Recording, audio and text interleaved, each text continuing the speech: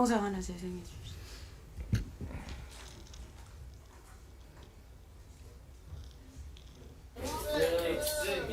광화문에 이렇게 많은 사람들이 모여서 밤까지 촛불 집회를 하면서 우리의 민주주의를 유지하고 있어요 라고 얘기해요. 그럼 진짜 이 데모 시위 현장이 민주주의를 이루었을까요? 이게 민주주의를 과연 이루게는 할 수 있을까? 이 궁금증을 한번 가져봐야 돼요. 이렇게 한다고 해서 민주주의가 이루어졌을까요? 무엇을 말하는지 아시겠죠?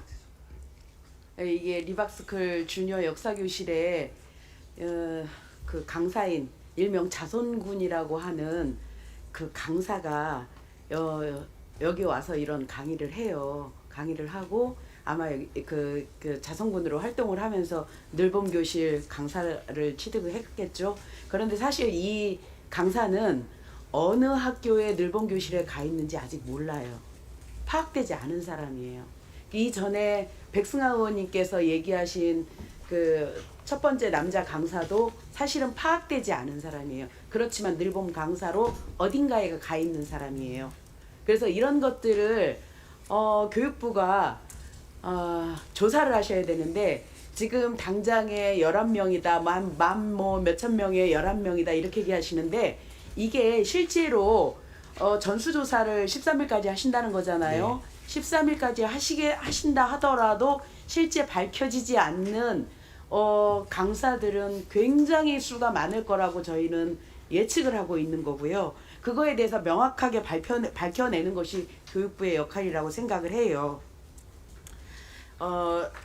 요 업무 체결서 서울교대하고 리박스쿨하고 업무 체결한 요 업무 체결서 보시면 아까 진선미 의원님께서 김은총이라는 대표가 실제로는 손효숙 리박스쿨 대표의 딸이라고 얘기를 했죠. 이미 이것은 이제 밝혀진 사실인 거고 저는 여기에 센터장으로 있는 임미인이라는 사람이 사실은 사인을 했지만 실제로 이분이 사인한 거라는 이분이 결정했다라고 보여지지 않아요. 이것에 대해서는 서울교육대학교의 장신호 총장이 결정했다라는 게 지금 정설인 거거든요. 장신호 총장이 누군지 아시죠? 저 김태준 위원장님, 상임위원님. 네. 장신호 총장이 누군지 아시죠? 네네. 예, 국교위에서 뭐를 맡고 있습니까? 비상임위원으로 있습니다. 비상임위원으로 네네. 계시죠? 네. 네, 그렇습니다. 이게 보면요. 실제로 국가교육위원회가 저희가 대한민국 국가의 백년지대계를 설계하라고 만들어 놓은 굉장히 독립적이고 정치 중립적인 이 기관이 실제로 들여다보니까 어마어마하게 우편향적이고 그런 인사들이 비상임이사로 다수가 들어가 있다는 것이 이번 리박스쿨 사태에서 드러나게 된 거예요. 그래서 보시면 알겠지만 리박스쿨과 관계 있는 사람이 늘봄교육연합회는 이제 김은총이라고 손효숙의 자녀고 그 김은총과 서울교대 총장이 서로 협력 관계를 맺지 않습니까? 이것은 다 자신들의 카르텔인 거예요. 보면 리박스쿨에서 김주송이라는 국교위 상임위원이 있죠. 아시죠? 김태준 의원 상임위원님 아시죠? 이분이 전직 뭐였습니까? 전직 교원대 총장이셨어요.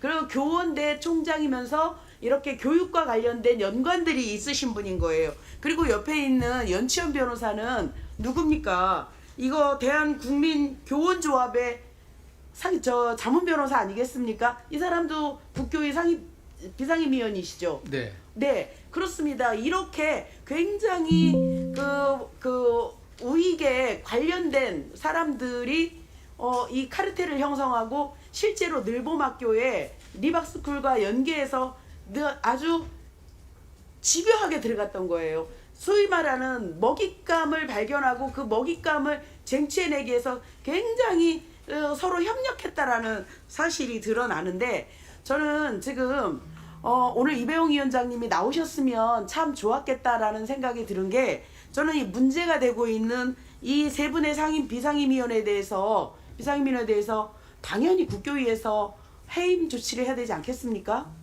해임하셨습니까? 하셨어요? 안 하셨죠?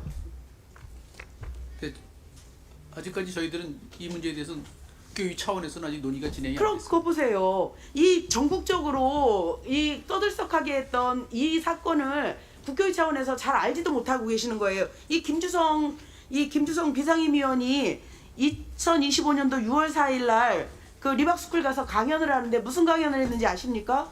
좌파는 사람도 죽인다예요. 거기에 자세한 워딩은 이렇습니다. 좌파는 사람까지 죽이지 않냐? 전태일도 죽고 이한열도 죽고 많이 떨어져서 죽고 애들은 죽음의 미학이 굉장하다 이렇게 하면서 좌파는 마치 아이들 죽음을 조장하는 것과 같은 그런 발언을 하는 사람이에요. 이런 것들이 이미 언론에 다 나와 있고 그렇게 하는데 국교위는 몰랐던 거예요. 더군다나 연치숙 변호사는 어떻게 했는지 아세요? 이 사람이 어딘 줄은 아시죠?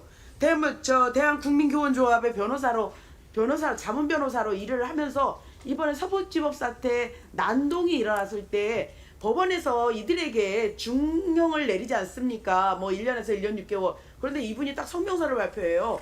너무 편파적이다. 아니 그럼 법원에 난입해서 난동 부린 게 이 정도의 죄도 안 된다라는 얘기인 거예요. 이런 정도의 시각을 갖고 이런 아주 말도 안 되는 사상을 가진 사람들이 국교위에 비상임위원으로 있다라고 하는 거는 지금 당장 오늘 이배용 위원장이 모셨으면 이 자리에서 사인 받아냈을 건데 안 오셔서 제가 참 유감이고요. 두 분의 상임위원께서는 돌아가셔서 이 세 분의 그 국교위 그 비상임위원 사임을 받아내셔야 됩니다. 그렇게 하시겠습니까? 어제 오후에 잠깐 상임 셋이 회의를 했습니다. 네. 그래서 제가 오늘 저는 위원장이 나올 줄 알고 여기 가면은 현안 질의에서 저 세 분 얘기가 나올 텐데 국교위에서 그냥 있으면 안 되지 않냐 이렇게 얘기가 됐고요. 그래서 사무처에서 저 세 분의 어떻든 지금 국교위 차원에서는 조사가 안 됐기 때문에 어떻게 된 건지 경위 파악을 어제 하기로까지는 어제 얘기가 됐습니다. 빨리 정리하셔서 조금이라도 문제가 되면 국가교육위원으로서의 이사 역할을 하는데 부적합하다 생각하시면 빨리 해임하시는 게 방법일 거라고 저는 주문드립니다. 네, 다음번 주.